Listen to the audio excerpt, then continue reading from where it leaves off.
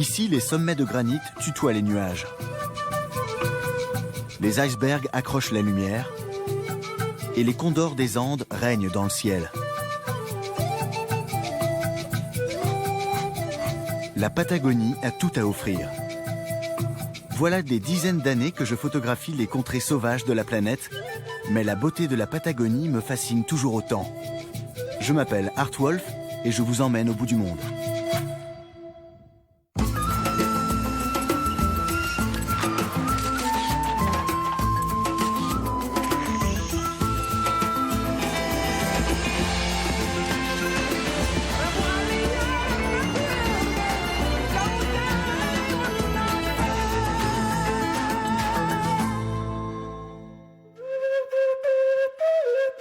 La Patagonie est à cheval sur le Chili et l'Argentine. Elle s'étend sur près de 2400 km depuis Rio Colorado dans le nord jusqu'à la pointe sud du continent, la Terre de Feu.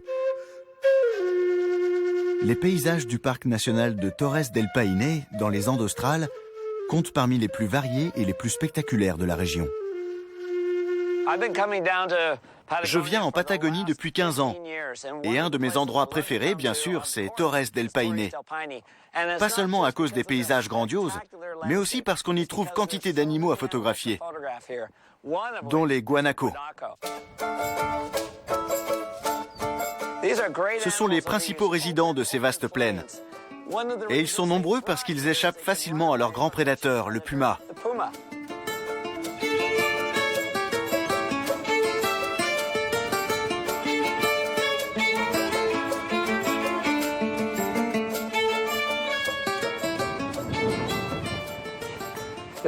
C'est fabuleux. Un troupeau de femelles avec leurs petits, les chulengos. Ils ont probablement moins d'un mois. Et à cet âge, ils sont très photogéniques. Ils ont le poil tout propre et dufteux. Les mères et les petits sont très tranquilles là. Mais si je m'approche, ils vont se mettre à bouger, à s'intéresser les uns aux autres. C'est exactement ce que je recherche.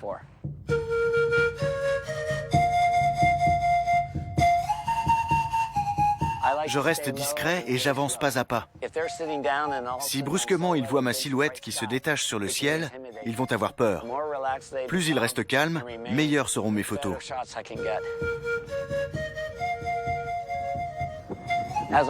Je surveille constamment leur comportement. S'ils s'éloignent de moi trop vite, je m'assieds, le temps qu'ils se tranquillisent. Mais le troupeau s'intéresse surtout aux mâles qui se font la chasse. Les petits restent tout près. C'est la situation idéale pour faire de bonnes photos.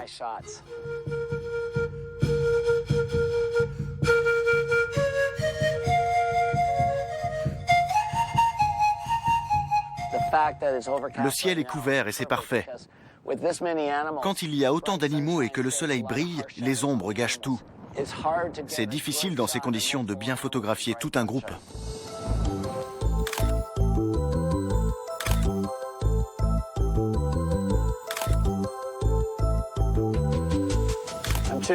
J'utilise un téléobjectif assez petit pour pouvoir faire un zoom arrière. S'il n'y avait qu'un seul guanaco, je prendrais un téléobjectif plus puissant, un 400 mm par exemple. Quand il y a tout un troupeau, je me sers plutôt de grands angles pour photographier les animaux dans leur environnement. Là-bas, sur la crête, on voit la silhouette d'un guanaco. Il guette les pumas. Les guanacos vivent en groupe et quand ils se posent, ils ont chacun la tête dans une direction différente pour ne pas se laisser surprendre. C'est le cri d'un mâle. Il rameute les femelles et les petits. Cette vallée est une succession de petits lacs bordés d'une herbe très grasse. C'est ce qui attire les guanacos. C'est parfait pour les petits. L'endroit est protégé des vents violents qui soufflent sur les collines. C'est la nurserie idéale. À ce propos, j'ai deux petits qui me fixent du regard. Ils sont tellement près que je vais les prendre en hauteur. Belle photo. Ils m'observent, ils sont parfaitement alignés. Ils sont très curieux à cet âge. Super, les gars. Ils me regardent.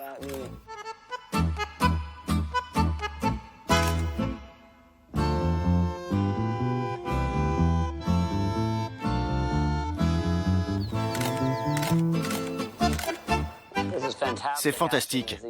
Tous ces petits qui courent dans tous les sens, là, devant moi. Génial.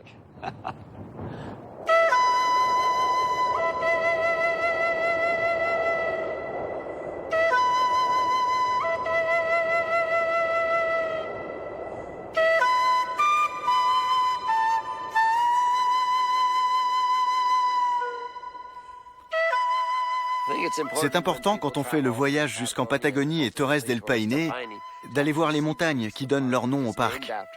Ces tours de granit culminent à près de 3000 mètres d'altitude. Et de l'autre côté de la vallée, les Cuernos sont tout aussi spectaculaires.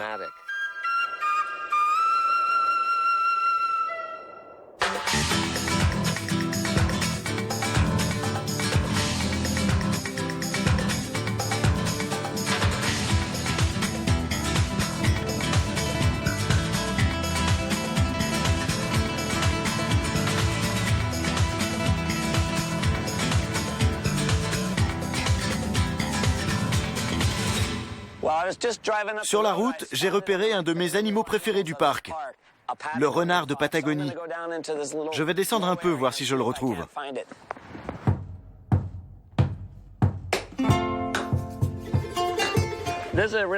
C'est formidable. Ce renard n'est pas du tout farouche, et les Andes font un arrière-plan majestueux. J'utilise un grand angle, car c'est rare de pouvoir photographier ces animaux d'aussi près.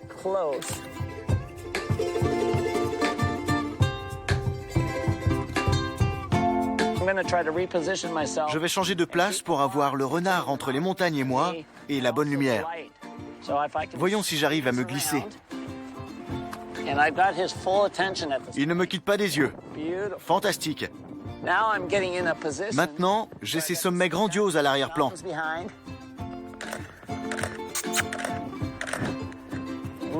Ça va faire une très jolie série.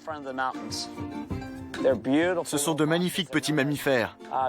On les appelle renards gris ou renards de Patagonie. Dans les habitats très froids et très venteux, les animaux ont souvent les oreilles et les pattes plus courtes pour limiter la déperdition de chaleur.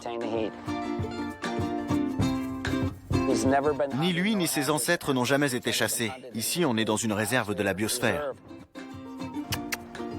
Quand un animal est aussi près de moi ou qu'il est aussi sociable, je n'arrête pas de parler. Souvent, je m'adresse à lui, tout doucement. Briser le silence est une façon d'éliminer la tension entre l'homme et l'animal.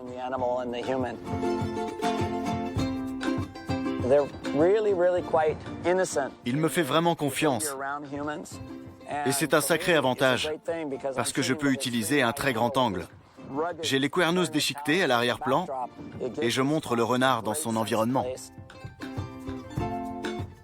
C'est fabuleux. Tu t'appelles comment ?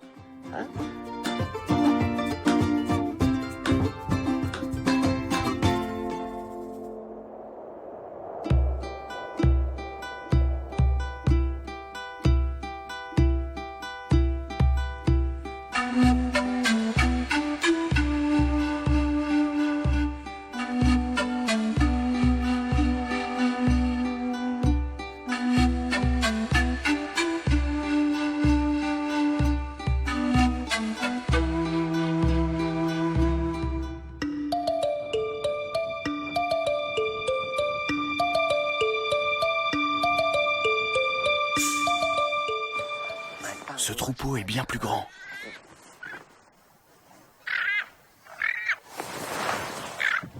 J'espère que c'est pas après moi qu'ils en ont. Les guanacos ont parfois des réactions bizarres. Devant moi, à 5 ou 6 mètres, il y en a une petite soixantaine. Ils sont bien plus nombreux que ceux qu'on vient de photographier à la nurserie. Le troupeau est plus compact et ils ont l'air très calmes. Je crois que je peux m'approcher beaucoup plus.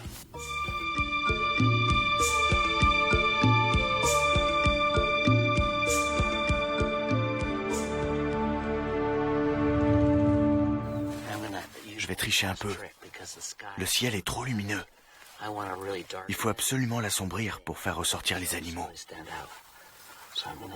J'ai un filtre de densité neutre gradué dont je me sers très souvent. Je vais cadrer ma photo. Mais d'abord, il faut retirer le cache.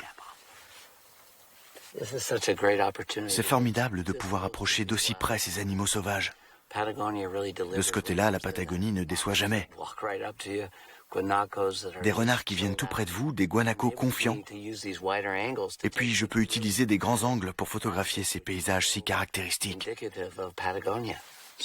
Des ciels et des montagnes immenses, une nature sauvage exceptionnelle.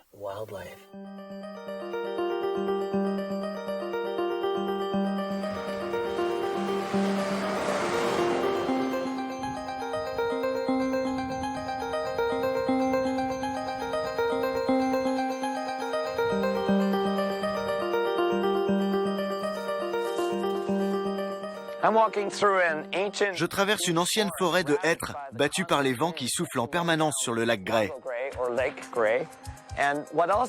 Ce lac charrie de gigantesques blocs de glace qui se détachent du glacier du même nom, à 11 km en amont.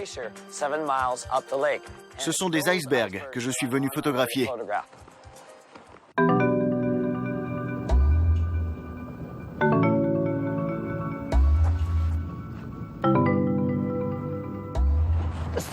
Les 7/10 d'un iceberg sont immergés.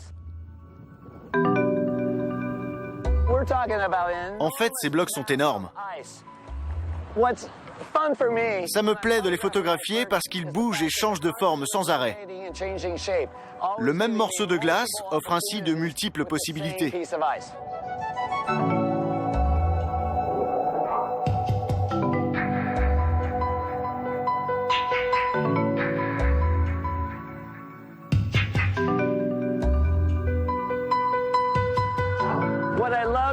Ce que j'adore avec les icebergs, c'est la façon dont la lumière modifie leur couleur. En réalité, ils ne sont pas vraiment bleus. Et pourtant, le bleu de certains de ces gros blocs est éclatant.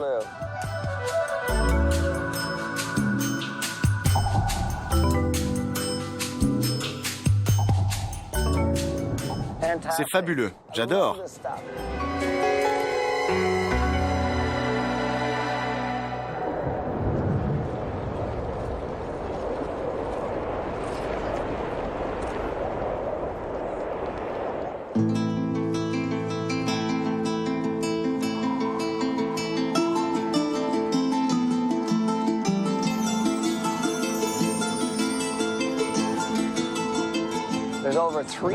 La Patagonie compte plus de 300 espèces d'oiseaux, et celui-là est un des plus connus.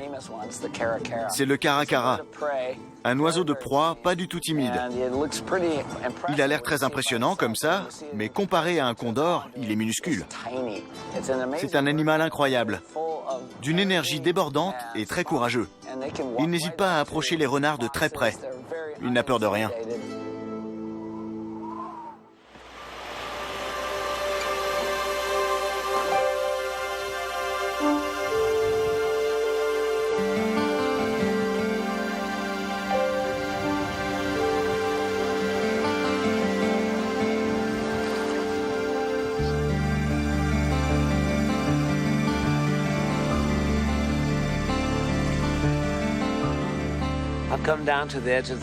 Je me suis installé au bord de ce lac pour photographier les cuernos dans la lumière du matin.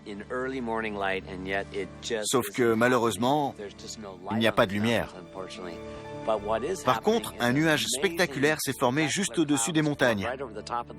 Et c'est sur ce nuage que je vais me concentrer.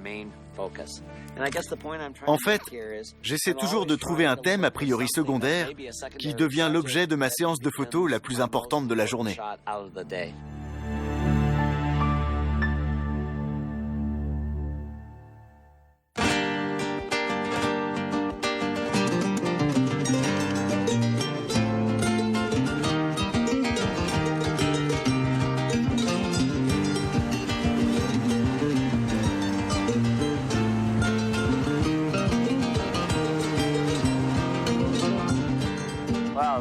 Elle a l'air impressionnante, cette cascade. Elle compte plusieurs niveaux et c'est ce que j'aime. L'eau qui s'écoule sur la roche par paliers. Avec un temps de pause très long, la photo peut être très réussie.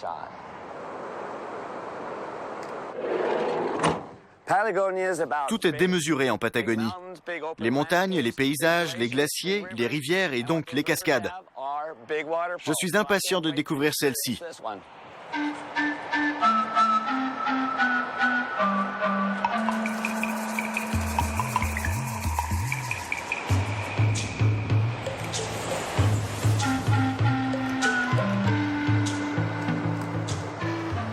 Il existe différentes façons de photographier une chute d'eau.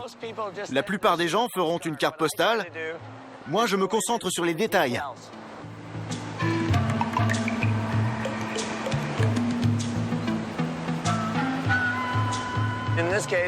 Cette fois, j'ai choisi de zoomer sur l'eau qui dévale une succession de marches. J'ai mis un filtre polarisant qui réduit un peu l'éclat de la rivière, mais qui surtout me permet d'allonger le temps de pause et de créer un effet ruban. Ça va donner une touche artistique à la photo.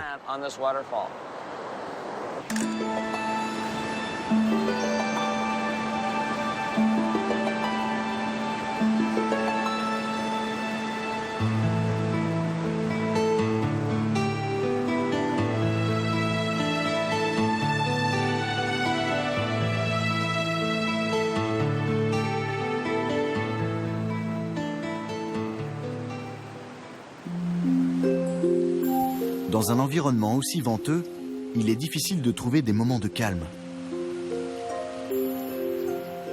Ça fait plusieurs jours que je suis à Torres del Paine et il est clair que le seul moment de la journée où le vent ne souffle pas, c'est le petit matin.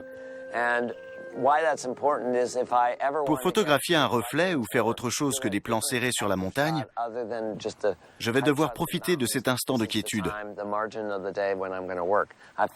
J'ai trouvé cet étang à côté de la route. Il est minuscule et je vais devoir me baisser beaucoup pour avoir le reflet des Torres del Paine.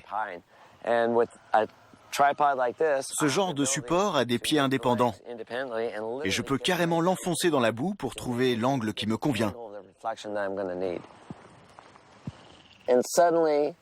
Tout à coup, ce plan d'eau qui ne ressemble à rien quand on le regarde debout devient un très beau tableau.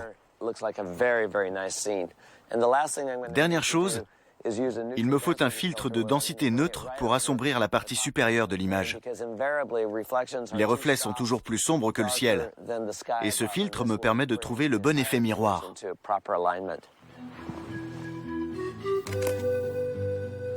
C'est parfait.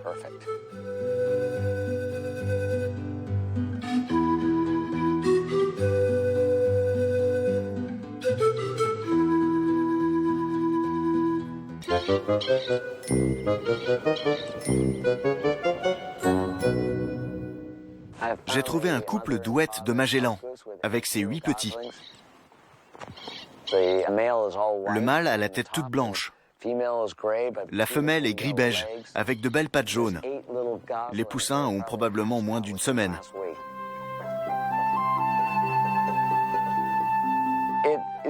Il faut s'approcher lentement, les laisser s'habituer à notre présence. Parmi mes meilleures photos, il y a celle de la mère entourée de ses 8 petits.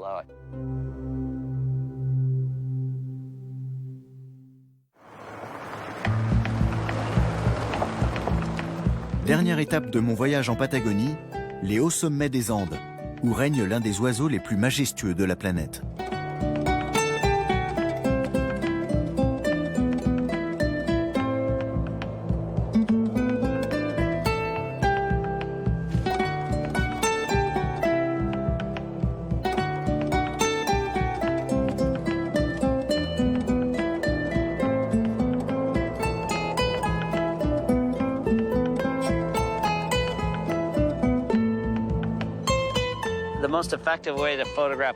La meilleure façon de photographier des condors, c'est de garder l'appareil à la main pour pouvoir le suivre.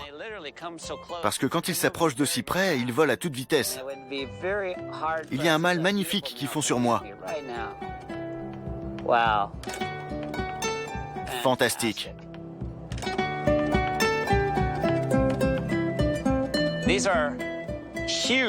Ces oiseaux comptent parmi les plus grands du monde. Ils peuvent parcourir jusqu'à 250 km dans la journée avant de retrouver leur bout de corniche. Ils déploient leurs ailes immenses et grimpent toujours plus haut dans le ciel.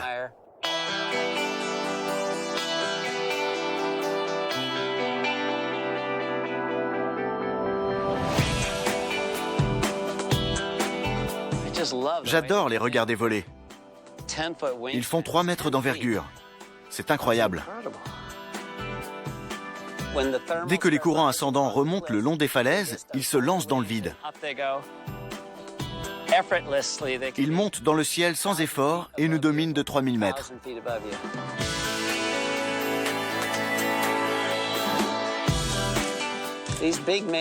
Les mâles adultes ont le cou blanc et une drôle de tête.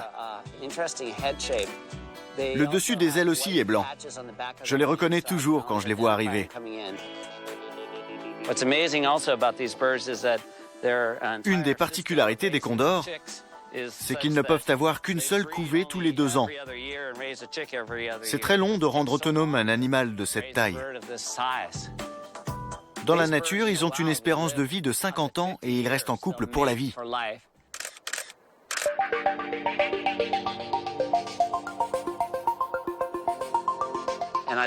J'adore quand ils volent juste sous moi. Je n'ai qu'à me pencher.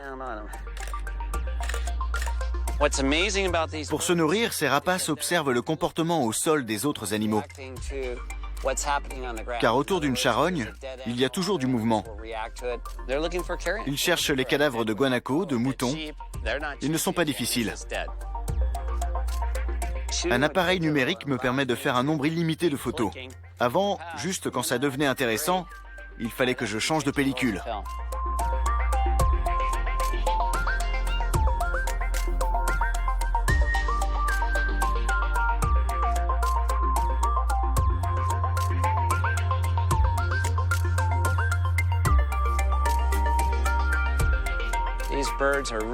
Ces oiseaux sont vraiment faits pour les hauts sommets des Andes. C'est fascinant de les voir s'élever juste au-dessus de nous. C'est beau, très beau.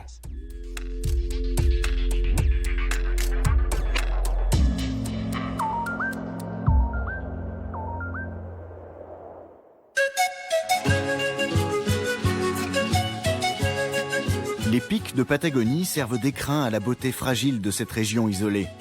Situé aux confins du monde, le parc de Torres del Paine offre une vie sauvage et des paysages d'exception.